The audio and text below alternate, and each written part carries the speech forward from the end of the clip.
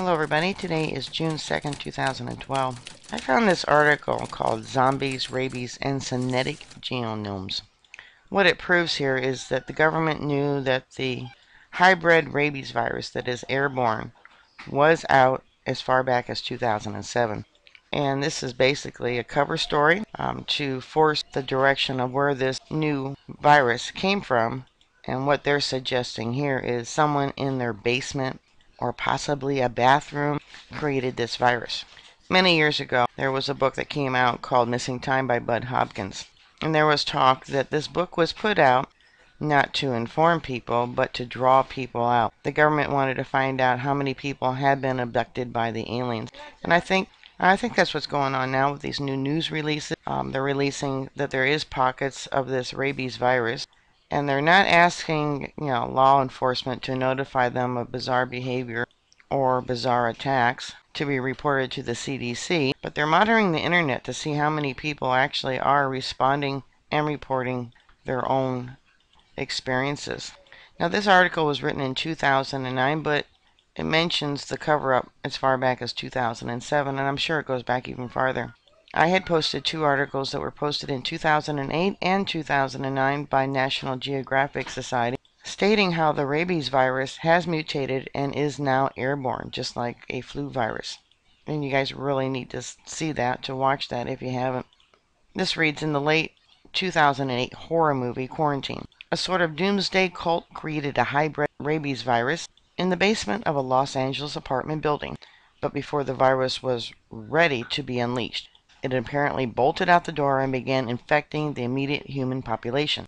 Not surprisingly, the virus was designed to cause infected humans to quickly turn mad and would gnaw on every other uninfected humans they encountered, spreading the virus exponentially to other humans, who then went mad and bit other humans, and you get the picture. Charles Faddis, a 20-year-old veteran of the CIA who headed up the agency's WMD counterterrorism branch, noted that Suriko, the Japanese doomsday cult, had worked on developing pathogens the group hoped would infect and kill every human on the planet. Perhaps it was only coincidence, but in March 2007, Homeland Security Today cover report Viral Visions, a hybrid genetically engineered rabies virus, was hypothesized that could cause those infected to become mad enough to want to bite, in the process transmitting the virus. Now, I want you to know that this new virus that has mutated, and it didn't mutate on its own, doesn't take a year, but only weeks, possibly even days, to infect the host. Viral Vision focused on disturbing new developments in geomatics and biological research that increasingly are providing the potential for new and lethal designer pathogens. Earlier this month, the Wall Street Journal tackled this issue in the story, In Attics and Closets, Biohackers Discover Their Inner Frankenstein. Under the subhead, Using Mail-Order DNA and Iguana Heaters, Hobbyists Brew New Life Forms. The report highlighted that do-it-yourself tinker with the building blocks of life in the comfort of their own homes. The report asked whether these biohackers pose a threat to national security.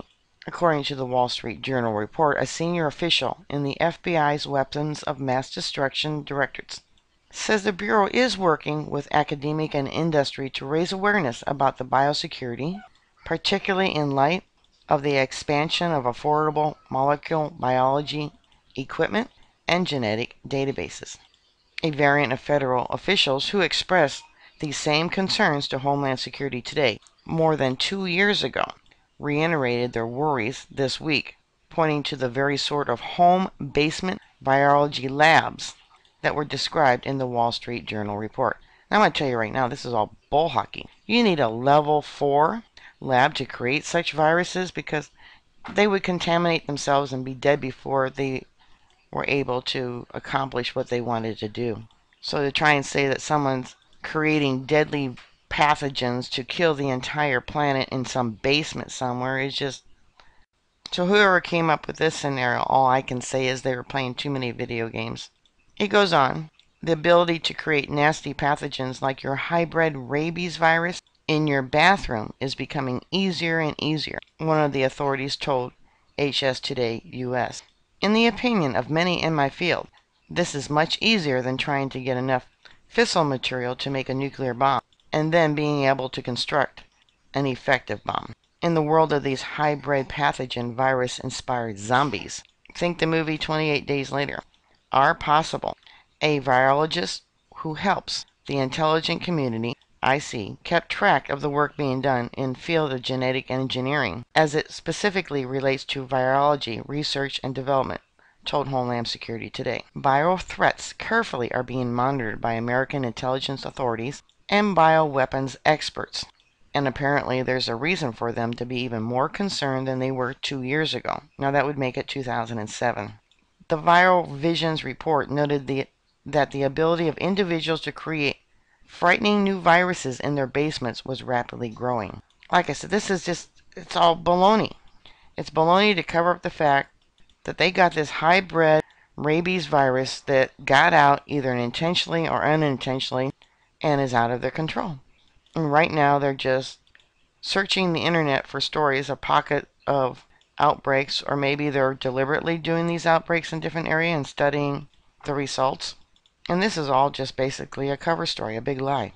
The Central Intelligence Agency, CIA, began worrying in earnest about designer pathogens soon after October 2001 anthrax attack provided evidence indicating the anthrax had been weaponized. An expert panel was convened to study the problem and to make an assessment of the seriousness of a synthetic viral threat.